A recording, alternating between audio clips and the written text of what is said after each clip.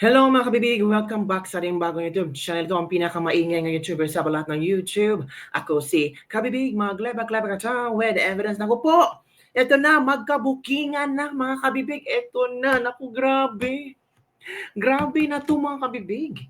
Attorney Vic Rodriguez, hawak ang certified true copy ng enrolled bill na walang pirma ng House of Representatives at Senate President. Naku, booking ang pambubudol nila, booking ang kanilang pamutbut ba sa Bisaya yung pagsinungaling. Kalerki, wala talagang sikreto na hindi mabubulgar kabibig. O ito ha, yung araw na ito, ibinulgar ni Attorney Vic Rodriguez, ang ating senador, na hindi talaga siya nagsisinungaling. Ito na kabibig, oh. Yan mga kabibig, General Appropriation Act, certified true copy yan mga kabibig. Yan. Tingnan nyo mga kabibig, walang pirma. Paano yan? Yan, Yan, walang pirma. Ha? Approve pala itong enrolled bill at nagiging GAA na walang pirma ang House of Representatives at Senate President. Naku po, napakalaking iskandalo itong mga kabibig. Diba? Parang ginawa tayong tanga, binubudol tayo, buti lang meron tayong Attorney Vic Rodriguez. Alam niyo naman kung sino ang unang nagbulgar nito, si Pangulong Rodrigo Roa Duterte at si Congressman Ungab at si Attorney Vic Rodriguez. At parang na-postpone yung oral arguments for this one. Parang, kailan ba? 4-3? April 3 or April 4 ba?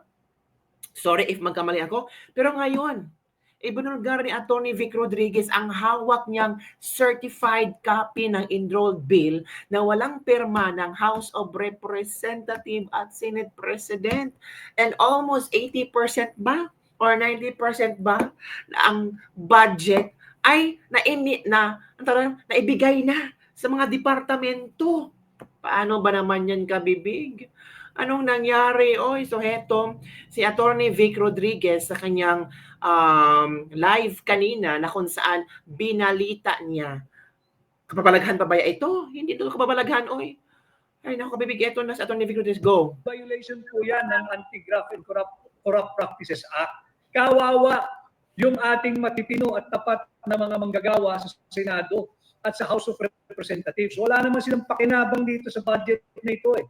Kaya kagaya po ng aking laging sinasabi, ang punot dulo, ang ugat, ang simulat katapusan ng kahirapan ng Pilipinas ay ang korupsyon na nag-uugat sa ating taunang budget. Ngayon, balikan po natin yung nagpapakalat ng fake news.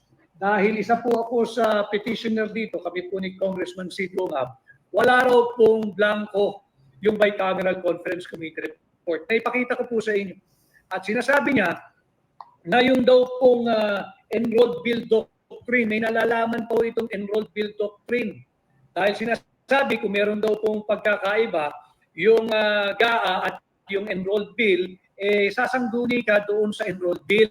Dahil yun daw po yung authority o yun daw po yung magiging control kung ano yung tamang figure. Pag-usapan po natin yung enrolled bill. Sinasabi nitong miyembro ng party list na ito na pumirma sa blankong Bicameral Conference Committee report at ang party list nito walang gawin kundi magbigay ng akap, ng AIX at kung ano-ano pang ayuda na hindi po tutugon sa problema ng gutom ng Pilipinas. Kaya po tayo nababangkarote.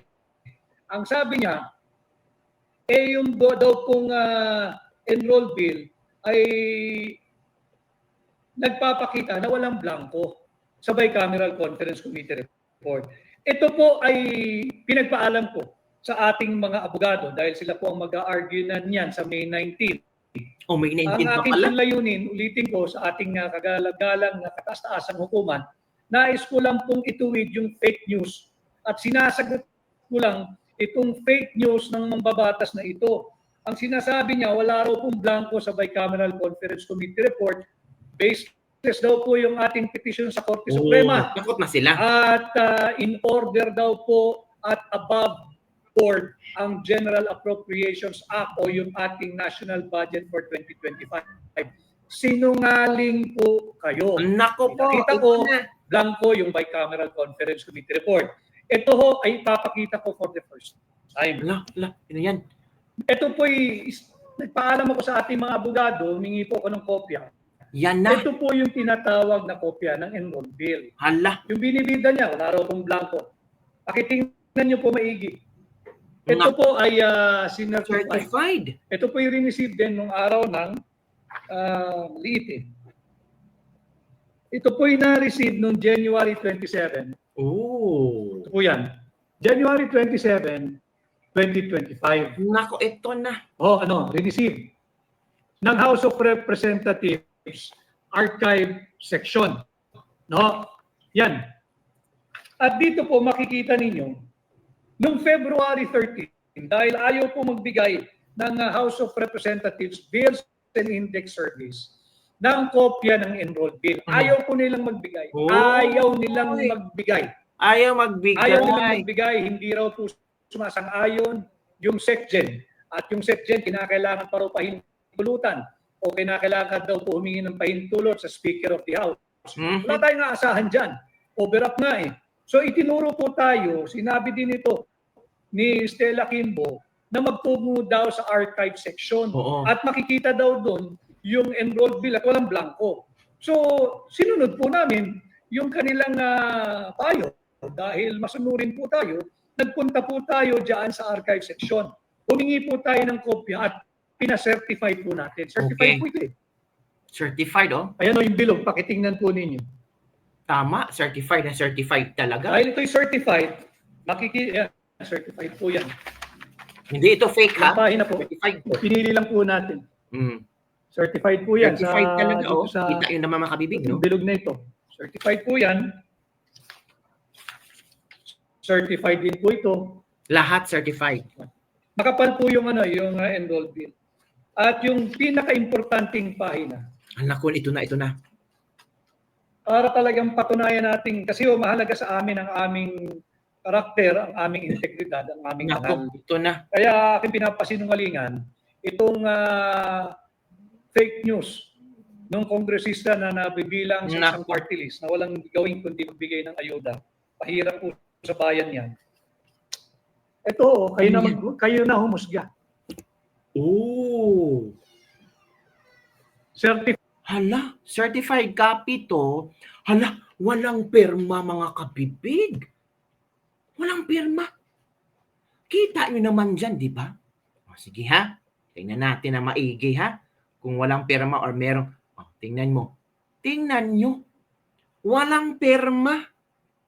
Walang pirma ng House of Representatives at Senate President. Paano yan? Naku po. Goodness. Nakalusot ito? At ginawang gaa? Nakalusot ang enrolled bill? It's a big question. May mga blanco sa BICAM, merong enrolled bill, pero walang pirma. Tapos, naging gaa? Paano yan, kabibig? Niloko-loko tayo. Di ba mga kabibig? Wala, grabe. Certified po yan. Certified po yan. Certified po yan. Ano nakikita nyo? Walang pirma. Tama. Yung Secretary General ng House of Representatives. Wala pong pirma. Yung Secretary ng Senado. Wala pong pirma. Yung Senate President. Wala rin pong pirma. Yung Speaker of the House. Hindi po namin gawa-gawa ito. Certified po ito. Oo. Certified po ito at wala po kaming control sa ahensyang ito sapagkat ito po ay nasa ilalim ng House of Representatives. Kaya ako po pinapakita ito, nais ko lang ituwid yung pagsisinungaling ng mangbabatas na yan. Alam mo ninyo dito sa ating pahina, kaya po ako nagkakaroon ng diretsahang ugnayan sa inyo para po may makuha kayong tamang impormasyon. Correct. Ito nga ho, ating tinutuwid yung fake news niya. At sinasabi niya na in order daw po yung budget. Naipakita ko po yung sequence natin. Pinakita ko yung blanco sa Bicameral Conference Committee report, final po nila yan, December 11, 2024. Ang dami pong blanco pero pirmado ng mga senador at kongresista na bahagi ng Bicameral Conference Committee report. Just to refute the lie being peddled by this congressman na sinasabing wala raw pong basihan yung aming petisyon. Kung walang basihan yan, bakit hanggang ngayon nakabinbin pa yan sa Korte Suprema? Kung walang basihan yan, bakit ngayon meron pa tayong nakatakdang oral argument na gagawin sa May 19? Okay na po sana yun, titigil na tayo ron. Pero para mag-issue ka ng pahayag sa isang pahayagan at sasabihin mong walang basihan ang petisyon namin, diyan itutuwid ko yung napakalaking pagsisinungaling. Correct. Kaya ipinakita ko po itong kopya ng enrolled bill. Sabi po niya, yung enrolled bill doctrine pa siya, paano ka nagkaroon ng enrolled bill doctrine? The enrolled bill doctrine finds no application in our case because there is no enrolled bill. Hala. Ay, oo. Certified po ito Blanco. Oo. Pwede ka bang magsumite ng enrolled bill na blanco? Hindi po. Ang enrolled bill ho, pirmado na po yan itong apat na ito. Nako. Ang kulang na lang po na pirma pag enrolled bill, ang pirma ng Pangulo ng Republika ng Pilipinas. Kasi nga ho, yung enrolled bill, wala na hong galawan yun. Yun po yung binibigay sa Malacanang para i-propose sa Pangulo kung pipirmahan ba niya o i-veto niya yung ilang items o i-veto niya lahat dahil illegal, unconstitutional, invalid, immoral, unlawful, criminal. Ito po, tinutuwid ko lang itong mambabatas na hindi po marunong magpasa ng batas to, pumipirma nga ng blankong Bicameral Conference Committee report. Now he's talking about the enrolled bill doctrine. Tell me, asaan ang enrolled bill? Anong enrolled bill doctrine ang i-invoke mo? Wala nang enrolled bill Walang enrolled bill. Tinalunan ninyo from Bicameral Conference Committee report that which you have ratified, approved, signed, and filed before the House of Representatives Bills and Index Service. Wala na kayong maipakita. Correct. At ito, certified ito. Certified ito, kitang-kita naman ninyo, nandirito, February 13, if I'm not mistaken. Yeah, February 13, 2025, ito ay na-certify. So malinaw po na fake news yung ipinakakalat. Hindi ko na po, alam naman ninyo, even in my past direct engagement with you, I avoid talking about our case because of the kind reminder given by the Senior Associate Justice of the Supreme Court, the Honorable Marvic Leonen. However, I just cannot let this fake news ng mambabatas napalagpasin sapagkat magmumukha naman po kami nagsisinungaling o dili kaya ay kami ang magmumukhang nagpapakalat ng fake news at dinala pa namin sa Korte Suprema, inabala pa namin yung Korte Suprema kung hindi naman pala totoo yung aming kaso. Kaya pinapakita ko po sa inyo. And this is the signature page para po talagang dito sa pahina po, tama lang po pinapakita natin dito. Daming dokumento ni Atty. Vic Rodriguez. Pirmado po May mga, ayan po yung mga pumirma. Sa BICAM to, di ba? BICAM to. Pirmado po nila yan. Sa enrolled bill, pirmado nga. Pirmado nila. Di ba? Malinaw po yan. Importante kasi na wag nating kalimutan itong usapin ng 2025 budget dahil mahalaga po ito sa inyong pagpili at pagdedesisyon kung sino yung ating mga gagawing leader pagkatapos po ng midterm election. Again, I always remind the Filipino people, we ought to remember, we must realize what is at stake for the country, for you, for me, for the present Filipino youth, and most especially for the generations of Filipinos that are yet to come. Kinakailangan po nagkakaintindihan tayo, mahalaga itong midterm election na ito. Correct. Yung namimigay ng akap, yung nagmimigay ng AYIX, ng tupad ng kung ano-ano pong ayuda, tanggapin po ninyo. Pero wag po kayong tumanggap ng utang na loob sa mga yan. Hindi po nila pera yan. Pera Correct. nyo po yan. Correct. At yun nga, yung sinasabi po natin na hinayjack ng BICAM. Miyembro po kasi ng BICAM yung madaldal na kongresistang yan na sinasabi wala raw na yan?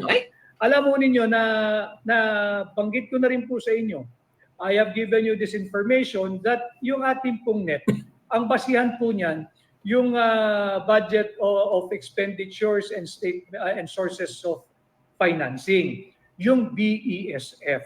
Pagkatapos po niyan, meron po tayong tinatawag na President's Budget Message. Ito po yun. Yan po yan. President's Budget Message. At kasunod na po niyan, yung NEP, yung National Expenditure Program. Malinaw po ito for fiscal year 2025. Ngayong taon po ito, ang sinasabi dito, ang ating pong pangbayad utang dapat ay 876.7 billion pesos lamang. Po yan. Naka-highlight na po yan. Subalit, ang ating pong pangbayad utang ngayong taon ay 1.2 trillion pesos. Higit na malaki dito sa nakalagay sa President's Budget Message. Ito po yung mensahe niya kung ano yung kanyang prioridad sa kanyang administrasyon. Kaya po sinasabi nating hinayjack ng Bicameral Conference Committee yung NEP. Tatandaan ninyo, in our structure of government, hindi ba equal powers lahat yan? Executive, the legislative, and the judiciary, not necessarily in that order o equal po yan. The judiciary, the judicial department, the executive, the legislative, o kung paano nyo pa haluin yan, pare-pareho lang po yan, co-equal po yan. Pero dito nakikita natin na ang chief executive officer, katulad ng isang korporasyon, ang CEO po ng ating bansa ay ang Pangulo. Kaya siya merong kinukumbin na DBCC. Hindi ba bago yung pag nag-budget call na yung DBCC, iba't pang departamento, ayan siya nag-uusap-usap, anong priority mo, i-justify mo, nagpa-budget hearing pa. Ito po yung kanyang mensahe, na ang pangbayad utang lang natin ay 6.7 billion. Subalit ngayong taon, ang ginawa po ng BICAM, 1.2 trillion ang kanilang ginawang pondong pangbayad. Hindi ho pwede kasing mas malaki. Yung pangbayad natin, yung pang-debt servicing natin, hindi po pwedeng mas malaki doon sa itinatakda ng saligang batas. Ano po yung tinatakda ng saligang batas? Malinaw po yan. Article 14, Section 5. Di ba? Na yung education sector ang dapat bigyan ng the highest budget priority or allocation. Ito po, nakalagay dito priority sectors. Pakibasa po ninyo. No? Nakalagay dito na ang highest share po ay ang education sector. That will receive the biggest portion of the proposed 2025 budget, yung NEP. Ang nakalagay po rito ay 977.6 billion ang dapat ibinigay na pangbayad or para sa education sector. Higit pong malaki yun. Kasi yung panukala niya, 13% lang yung pambayad utang. Ang kanyang panukala para sa edukasyon ay 15.4%. Subalit, ang ginawa po, hindi sinunod ito.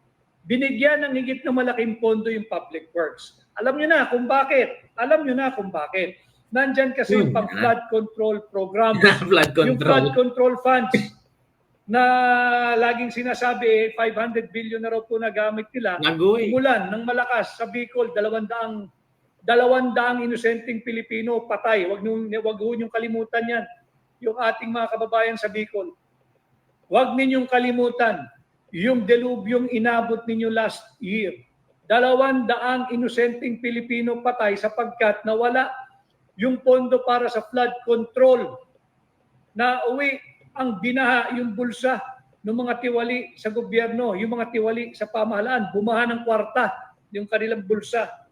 At yun nga higit na malaki yung napunta sa public works.